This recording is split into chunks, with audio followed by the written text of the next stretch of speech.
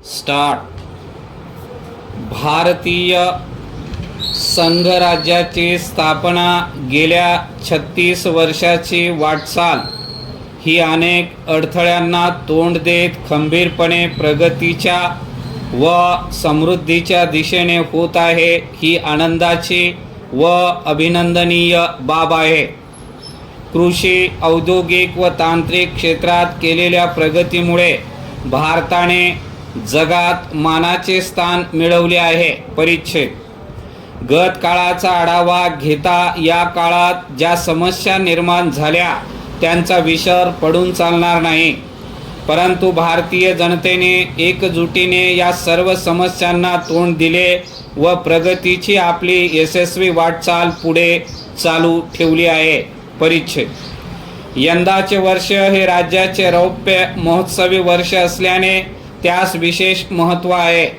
अनेक क्षेत्रात विशेषतः गरिबांच्या व दलितांच्या उन्नतीसाठी हाती घेतलेल्या कार्यक्रमात महाराष्ट्र राज्य संपूर्ण देशात अग्रेसर राहिले आहे. परिच्छेद. राज्याचा रौप्य महोत्सव साजरा करताना तो केवळ समारंभपूर्वक साजरा करण्याऐवजी जनतेच्या प्रश्नांना या कालावधीत अधिक प्राधान्य देण्याबाबत शासनाने ठरवले असून त्यापासून जास्तीत जास्त आणि प्रत्यक्ष लाभ सर्वसामान्य लोकांना होईल या दृष्टीने सर्वतोपरी प्रयत्न करण्याचे शासनाने ठरवले आहे. परिच्छेद. 7व्या पंचवार्षिक योजनेत महाराष्ट्राला 10,500 कोटी रुपये निर्धारित करण्यात आले. या कालावधीत विकास क्षमता, सामाजिक न्याय, आत्मनिर्भरता, अधिक कार्यक्षमता, अधिक रोजगाराची नवनिर्मिती व गरिबीचे उच्चाटन हे उद्दिष्ट आहेत. परिच्छेद.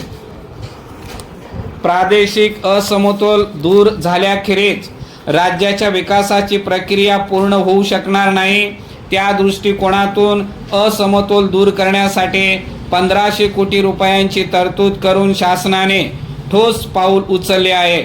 विदर्भ, मराठवाडा व कोकणासाठी विकासाचा विशेष कार्यक्रम नुकताच जाहीर केला.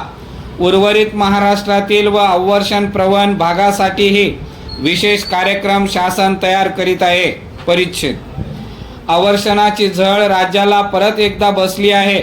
कमी पावसामुळे 17 जिल्ह्यात दुष्काळी परिस्थिती निर्माण झाली.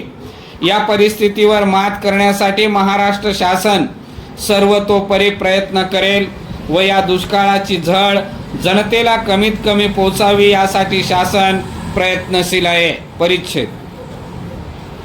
स्वातंत्र्योत्तर काळात शासन अधिक लोकाभिमुख बनत गेले आहे आणि त्याचबरोबर समाजातील मागासवर्गीय आणि दुर्बल घटकांना आर्थिक व सामाजिक दृष्ट्या अन्य सबल घटकांबरोबर आणण्यासाठी वेगवेगळ्या थरावर अनेक प्रयत्न केले जात आहेत. परिच्छेद. समाजातील दुर्बल घटकांचा विचार करताना अपंग व्यक्ती ही समाजातील दुर्बल घटकात मोडते ही वस्तुस्थिती आपणास मान्य करावी लागेल. परिच्छेद.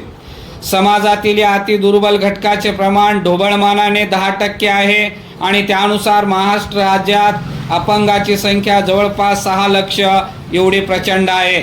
समाजातील एवढ्या मोठ्या संख्येच्या घटकावर आपण लक्ष द्यावयास पाहिजे, तेवढे लक्ष दिलेले नाही. 1981 हे वर्ष म्हणून सबंध जगभर पाळले गेले आणि त्यानिमित्ताने देशात तसेच महाराष्ट्रातही सर्वसामान्यांचे लक्ष अपंगांच्या समस्येकडे वेधले गेले आहे.